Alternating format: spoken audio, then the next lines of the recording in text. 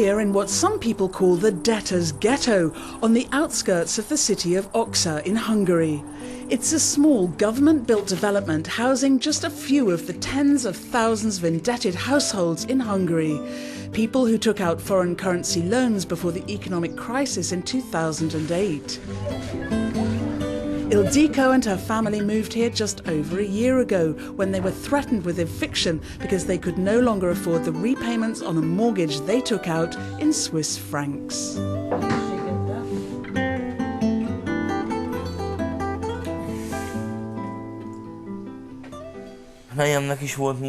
My wife had a job.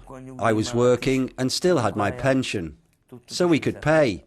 But then the forint fell. The exchange rates went wild, and they asked for more and more and more. Then we fell behind with the monthly repayments, so eventually we applied to come here so as not to get into a situation when the whole family, including the 3 kids, would be on the street. We needed a stable solution. We needed a way to escape. There are around 3.8 million households in Hungary, and around a third of them have loans taken out in foreign currencies between 2005 and 2008, mostly in Swiss francs. At that time, interest rates were 3 times lower than for loans in Hungarian forints. It was a bargain, until the financial crisis saw the forint fall and interest rates skyrocketed. In 2011, the Orbán government intervened to enable the most solvent households to repay their loans at preferential rates. But tens of thousands of households are still struggling. Judith heads the Association for the Defence of Bank Loan Victims in Budapest, which helps people renegotiate their loans and manage their daily budgets better. We see in the long run that an increasing number of households are living off the same income or less than they were at the start of the crisis, but their repayments increase all the time. We think they're the most endangered layer of society, the former middle class, although now almost everybody belongs to the lower class.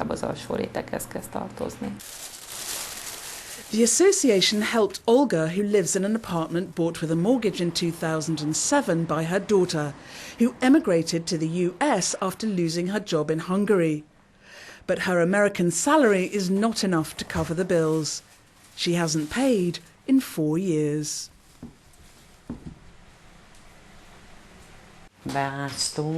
When there was a leak, we could not repair it, and we had to sell the furniture because we had no more money.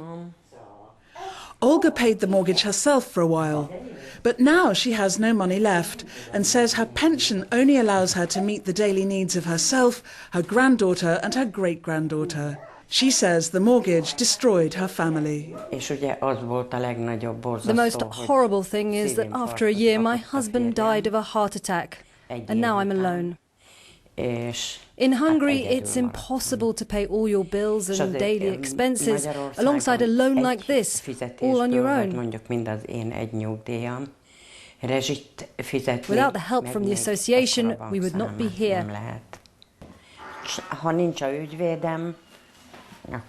We'd already be on the street.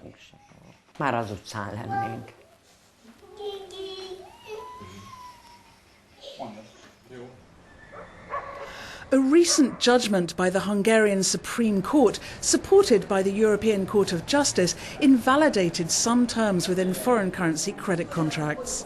Some clauses allowed banks to charge different rates for loan disbursements and repayments to the detriment of borrowers, or to modify loan terms at will.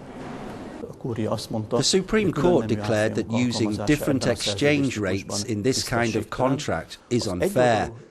Regarding the unilateral contract changes, the court established a legality test. We think that based on the cases we've already seen and examined, most of the contracts the banks offered will not meet the necessary requirements.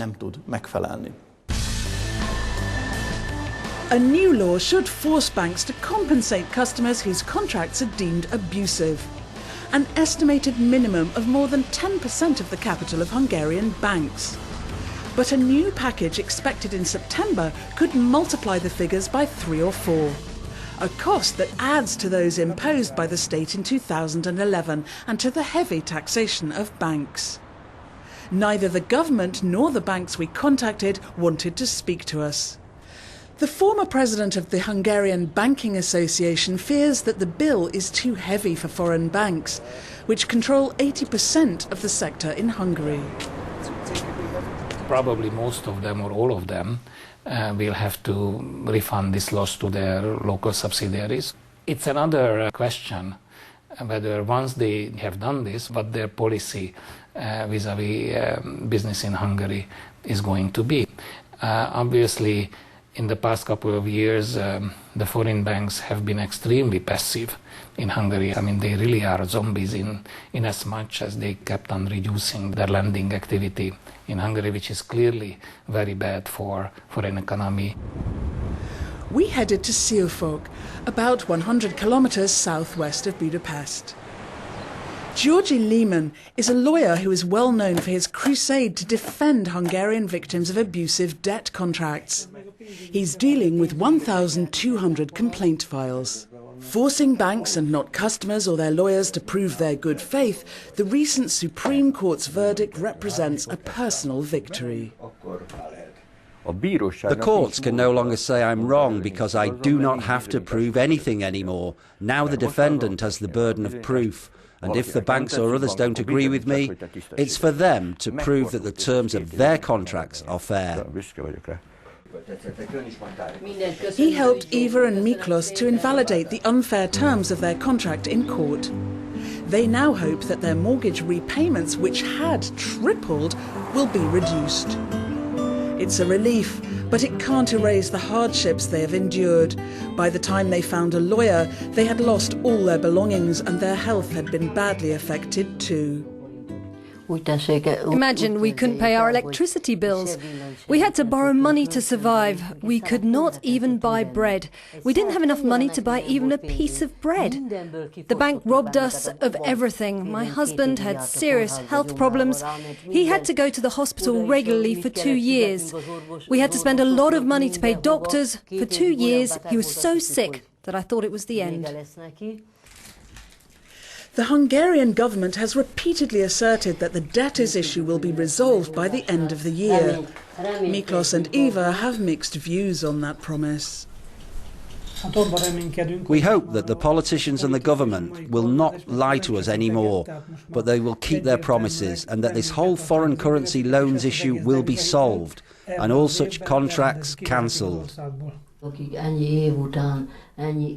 I don't believe a word they say. They've blackmailed people for so many years. This problem will never be solved. Not until people have rendered their last breath. I don't believe them.